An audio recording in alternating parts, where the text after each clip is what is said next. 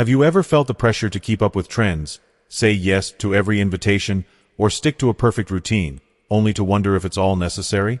As we grow older, there's a unique freedom that comes with realizing what truly matters and what doesn't. In this video, we'll explore 6 surprising things people over 70 have let go of, things that once seemed essential but are now seen as unnecessary. These lessons of simplicity, peace, and authenticity could inspire you to embrace a life of ease and joy. Stay with me till the end, because you won't want to miss the unexpected stories and insights that reveal the true beauty of letting go. Let's dive in and discover what truly makes life fulfilling. Before we begin, I would appreciate it if you like this video. You can help me continue to spread the old age lesson. If you haven't subscribed yet, I recommend you subscribe and turn on the bell so you don't miss any videos. If you like this video, please comment number 1. If you don't like it, comment number 0 to let me know, so I can make a better video for you. Now let's get started. Number 1. Don't need to pretend to care about trends. Let's talk about trends.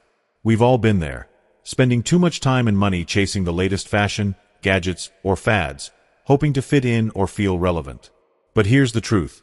Trends are fleeting, and trying to keep up with them often leaves us with cluttered closets, empty wallets, and a lingering sense of dissatisfaction. However, something shifts as you age, especially when you hit 70.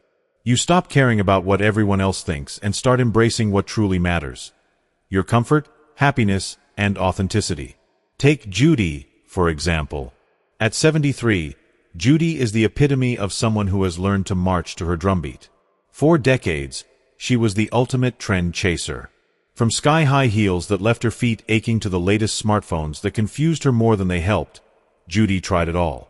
She'd scroll through fashion blogs late at night, searching for that next must-have item, and even convinced herself that glittery stilettos were worth the blisters. She felt she needed to stay on top of trends to feel connected and stylish. But one morning, everything changed. As Judy stood in front of her overstuffed wardrobe, staring at rows of shoes she had never worn and outfits that didn't feel like her, it hit her like a lightning bolt. The best style isn't about what's trending. It's about what feels right. That moment was a turning point. Judy decided she'd had enough of uncomfortable clothes and impractical gadgets. She purged her closet, donated the heels, and made a vow to prioritize comfort and joy over fleeting trends. Her new wardrobe? Cozy sweaters, stretchy pants, and, her personal favorite, fuzzy slippers. Yes, fuzzy slippers. The same Judy who used to agonize over which accessories would best complement her outfit now happily rocks her plush, warm slippers wherever she goes. The transformation didn't stop there. Judy became unapologetically herself, even in situations where others might feel pressured to conform. At a recent family reunion, Judy showed up in her signature cozy outfit, complete with her beloved slippers. Her younger relatives, decked out in the latest styles, stared in disbelief. But Judy didn't flinch. She simply smiled and said, "Why suffer for style when comfort is the real luxury?" The room erupted in laughter, but Judy stood tall. Well, as tall as one can stand in fuzzy slippers, and completely owned the moment. By the end of the night, her slippers were the talk of the party. Judy's story is a reminder that life gets better when you stop chasing trends and start living authentically. Whether she's sipping tea at home, running errands, or catching up with friends over lunch, Judy exudes a confidence that comes from knowing she's living life on her terms. She's found joy in simplicity and comfort, and she wouldn't trade it for anything. The takeaway: trends come and go, but the freedom to be yourself lasts forever. Judy has taught us all that true style isn't about what's popular. It's about what makes you feel good in your skin. So why not follow her lead? Let go of the pressure to keep up, embrace what makes you happy, and slip into something comfortable. You might just find that life is a whole lot better when you're too busy being yourself to care about the latest fads. Number 2. Don't need to say yes to every invitation.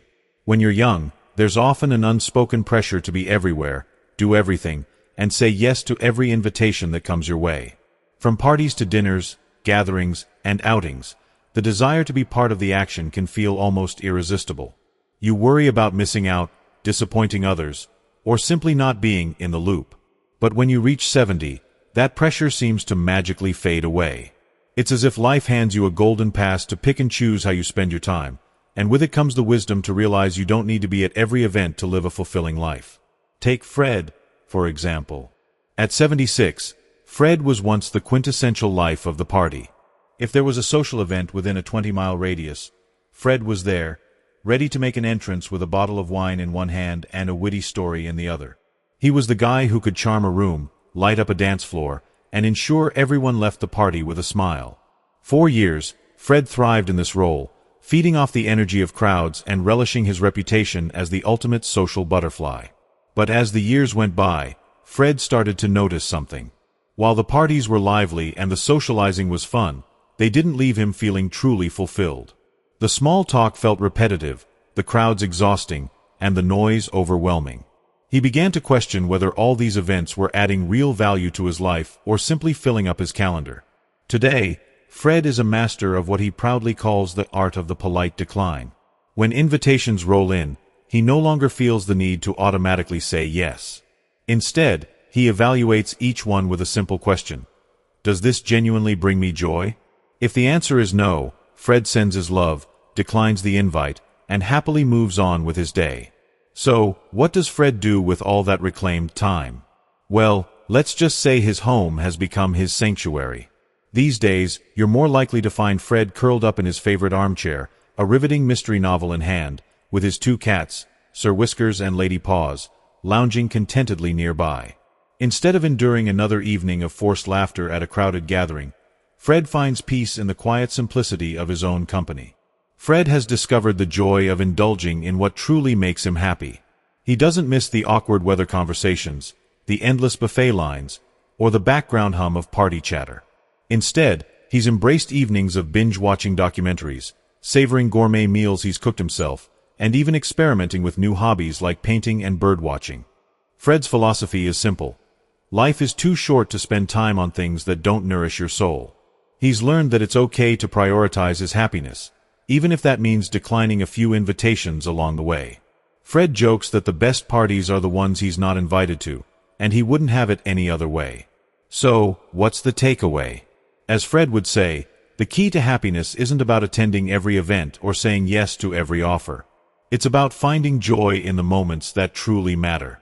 Whether that's an intimate dinner with close friends, a stroll through the park, or a quiet evening at home with a cup of tea, what counts is that you're spending your time in ways that bring you peace and contentment.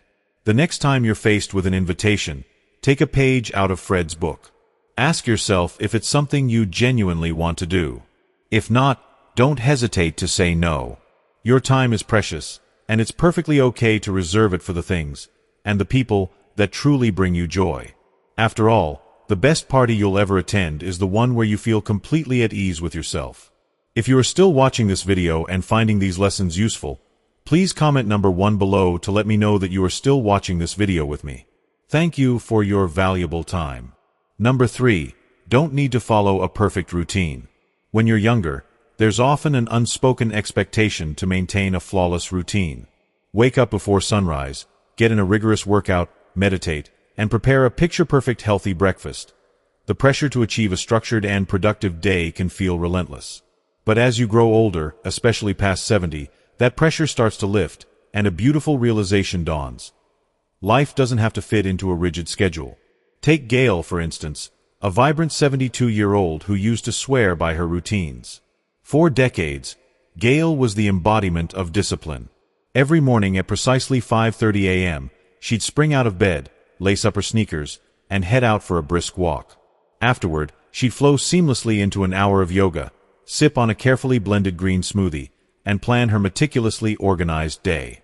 To Gail, this regimented lifestyle wasn't just a habit. It was her mantra for staying youthful, healthy, and in control. But one chilly autumn morning, something shifted. Gail had just finished a particularly strenuous yoga session when she felt a wave of exhaustion, not just physical but mental. Sitting on her mat, she found herself questioning everything. Why was she adhering to such a strict schedule? Was she genuinely enjoying these activities, or had she become a prisoner to her routines? It was in that quiet moment of introspection that Gail had her epiphany. She didn't have to live this way anymore. From that day forward, Gail decided to embrace a more flexible approach to life. Her mornings transformed into a relaxed and joyful experience. Now, she wakes up when her body feels ready, sometimes at 8 a.m., other times closer to 10 o'clock. No alarms. No rush. She might shuffle into the kitchen in her robe for a leisurely cup of coffee, or she might skip it altogether and opt for tea later in the afternoon. Gone are the days of structured yoga and timed walks. Instead, Gail listens to her body's natural rhythm. Some mornings she feels like heading out for a stroll in the park, while others are best spent curled up on the couch, still in her pajamas, savoring a good book or binge-watching her favorite shows. And guess what? She's never felt happier or more at peace. One of Gail's favorite realizations is that some mornings are meant to be spent lounging in pajamas, sipping coffee, and letting the day unfold at its own pace. She's learned that the world doesn't fall apart if she skips her morning walk or misses a yoga session. Instead, she's found freedom in letting go of the constant need to check boxes off a to-do list. Now, Gail's life is all about living in the moment. Whether she's enjoying a long, unhurried breakfast or simply sitting on her porch, watching the birds flit about, she's discovered the joy of being present. There's no stress, no guilt, and certainly no pressure to conform to an ideal routine. If you've ever felt weighed down by the need to stick to a perfect schedule, let Gail's story inspire you. Life is far too short to be dictated by rigid expectations. Allow yourself the grace to let go, embrace imperfection, and revel in the beauty of a slow, carefree day. After all, some of the best moments in life happen when you throw the routine out the window and simply be. Number 4. You don't need to keep up with the news. We all know how easy it is to get sucked into the endless cycle of news updates, especially when you're trying to stay informed about everything happening in the world. From economic downturns to political turmoil, the headlines demand our attention, convincing us that we must know it all. But as you grow older, particularly when you hit your 70s, something shifts. You begin to realize that you don't need to track every world crisis or breaking story to live a happy and peaceful life. Walter, 74, is a shining example of this liberating realization. For years, Walter made watching the evening news a ritual. Each night, he'd sink into his favorite armchair, remote in hand, eyes glued to the television. He diligently followed every breaking headline, every update on the economy, and every new development in global affairs. Initially, he felt it was his duty as a responsible citizen to stay informed, believing it made him more knowledgeable and prepared for the world around him. But over time, Walter began to notice something troubling. The more he watched, the more anxious and restless he felt. The constant stream of negative stories, the tragedies, the conflicts, the dire predictions, started to weigh heavily on his mind. The news wasn't just informing him, it was draining his energy and overshadowing his peace. One evening, as he sat through yet another grim broadcast, Walter had an epiphany. He asked himself, "Why am I putting myself through this? What do I gain from knowing every detail of these events that I have no power to change?" And with that, Walter made a bold decision. No more nightly news. Walter's evenings have since undergone a dramatic transformation. Instead of anxiously flipping through channels or scrolling through headlines, he now spends his nights indulging in simple joys. He makes a bowl of popcorn, settles into his chair, and tunes into reruns of his favorite sitcoms, classics like The Golden Girls and Cheers. He's seen these episodes countless times, but their humor never fails to lift his spirits. And the change has been profound. Walter's stress levels have plummeted, his mood has noticeably brightened, and he's rediscovered the bliss of not being tethered to the constant noise of the news cycle. Instead of dreading his evenings, he now looks forward to them as a time of laughter and relaxation. Walter still stays informed, but in a more measured way. He reads a few headlines or checks in on major stories when he feels the need, but he's no longer letting the news dictate his emotions or dominate his life. As he puts it, "I'd rather laugh at Dorothy's witty comebacks than worry about the latest crisis." And honestly, Walter's philosophy is one we could all learn from. Life is too short to let the weight of the world steal your peace. So why not take a page from Walter's book? Focus on what brings you joy, invest your time in things that make you smile, and let go of the need to know every detail about events far beyond your control. In doing so, you might just find yourself living a life that's not only happier but also freer. After all, a little peace of mind goes a long way, and a hearty laugh is worth more than any headline. Number 5. Don't need to be polite all the time. When you're younger, politeness often feels like a social obligation. You nod and smile through awkward conversations, carefully sidestep potentially sensitive topics, and bite your tongue to avoid offending anyone. It's like an unspoken rule: be agreeable, avoid confrontation, and prioritize keeping the peace. But as the years go by, something shifts. By the time you reach your 70s, you begin to understand a liberating truth: politeness, while important in some situations, can be overrated. Take Ethel, for instance. At 77 years old, Ethel proudly identifies as a card-carrying member of the Say It Like It Is club. But this wasn't always the case. For most of her life, Ethel was the epitome of grace and politeness. She would smile and nod, even when she was served a dish she disliked, or when someone droned on about a topic she found dreadfully dull. She avoided conflict at all costs, fearing that speaking her mind might ruffle feathers. However, everything changed one day when Ethel found herself glaring at her neighbor's overgrown lawn. For weeks, the sight of the untamed grass, which had transformed into a chaotic jungle of weeds, grated on her nerves. She fumed in silence, muttering under her breath every time she walked past. But one sunny morning, as she watched a squirrel disappear into the thicket that was once a lawn, something inside her snapped. Later that day, she encountered her neighbor on the street. Summoning a courage she didn't know she possessed, Ethel fixed them with a steady gaze and said, "You know, you really ought to mow that lawn. It's starting to look like a safari out there." Her neighbor blinked in surprise, then chuckled. "You're right," they admitted sheepishly. And just like that, Ethel discovered the exhilarating power of honesty. From that moment on, Ethel decided she was done sugarcoating. Her newfound freedom to speak her mind extended into every corner of her life, including family gatherings. Take the time her daughter-in-law brought over yet another casserole for dinner. While the younger Ethel might have forced a smile and politely endured it, the older, bolder Ethel took a different approach. "I appreciate the effort, dear," she said warmly, "but I don't need another casserole. I've had enough of those to last me a lifetime." Her daughter-in-law was momentarily taken aback, but there was a glimmer of respect in her eyes. Ethel's honesty, while unexpected, was oddly refreshing. It became clear that speaking her truth didn't alienate her loved ones, it brought them closer. They knew where they stood with Ethel, and they valued her straightforwardness. Ethel's transformation wasn't just about setting boundaries, it was about reclaiming her voice. She no longer felt the need to nod in agreement or pretend to enjoy something just to spare someone else's feelings. Whether it was offering constructive criticism on her granddaughter's slightly off-key piano recital or suggesting a neighbor repaint their peeling fence, Ethel's words, though candid, were never unkind. Her honesty carried an underlying sincerity that people came to appreciate. If you are still watching this video and finding these lessons useful, please comment number 2 below to let me know that you are still watching this video with me. Thank you for your valuable time. This newfound authenticity made Ethel feel lighter, freer, and even a little more powerful. She no longer worried about what people thought of her or whether she might ruffle feathers. Instead, she embraced the joy of simply being herself. And the best part? No one held it against her. People respected her more for her candor. Ethel's journey is a reminder that life is too short to hold back. Politeness has its place, but so does authenticity. Sometimes, a little honesty is all you need to make life a whole lot simpler, and a whole lot more enjoyable. So, take a page from Ethel's book. Let go of the need to be polite all the time.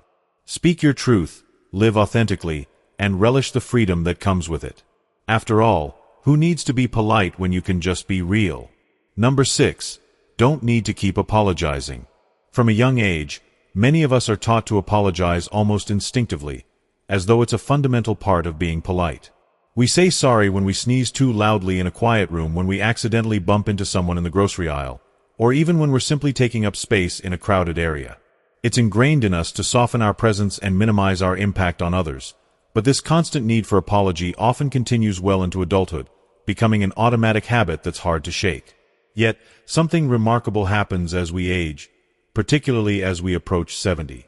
Many people begin to realize that they've spent decades apologizing for things that don't require an apology. They start to see that their presence, their mistakes, and even their quirks are not something they need to excuse. It's a subtle but liberating shift that can transform not just how they see themselves, but how they interact with the world around them. Take Harry, for instance. At 70, Harry is a man known in his community for his unapologetic charm and infectious confidence. But Harry's journey to this point wasn't without its struggles. In his younger years, Harry was what some might call a chronic apologizer. If he sneezed in public, he'd immediately follow it up with a soft, "Sorry about that," even if no one seemed to notice. If he accidentally brushed past someone in a crowded store, he'd launch into a string of apologies.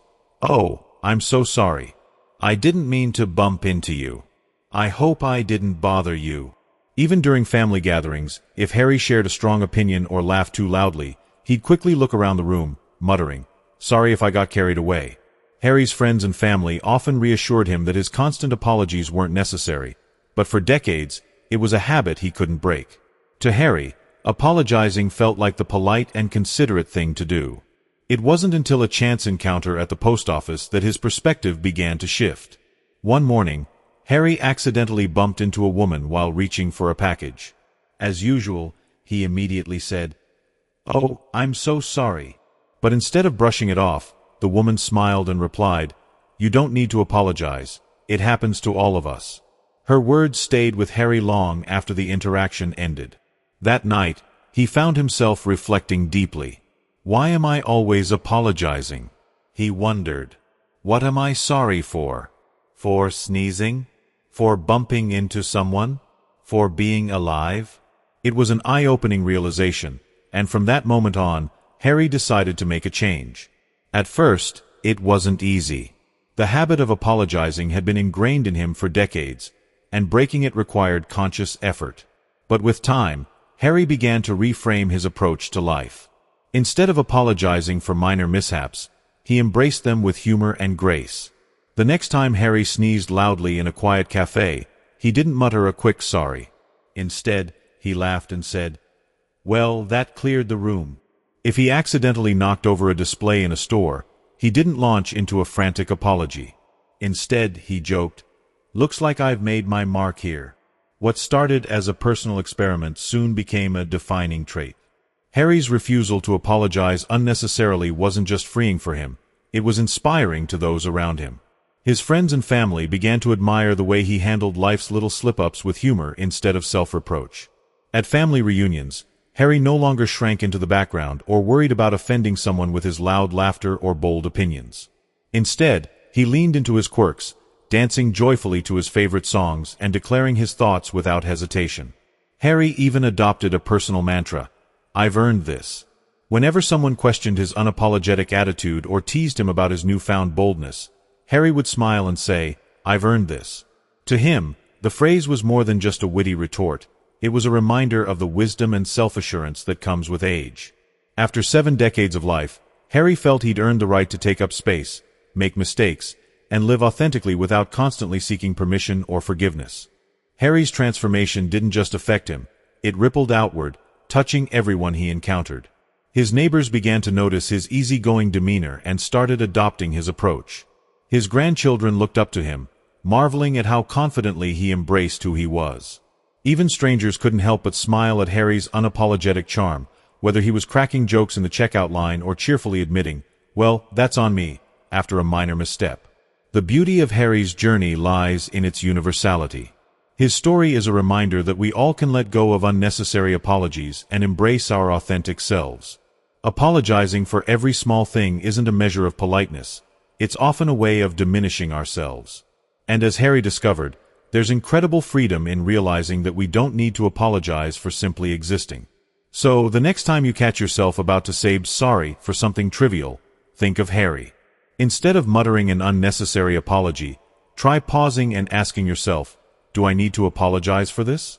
If the answer is no, let it go. Laugh it off. Own the moment. And if someone raises an eyebrow or questions your boldness, smile and say, "I've earned this." After all, if you can't live unapologetically at 70, when can you? So, what have you learned so far? Which of these surprising truths resonated with you the most? Comment below and share one thing you've discovered and plan to bring into your life. I'd love to hear your thoughts and experiences. If you enjoyed this video, please leave your comment, and don't forget to like, share, and subscribe to our YouTube channel for more inspiring content. Until next time, stay joyful, stay true to yourself, and embrace the freedom that comes with age.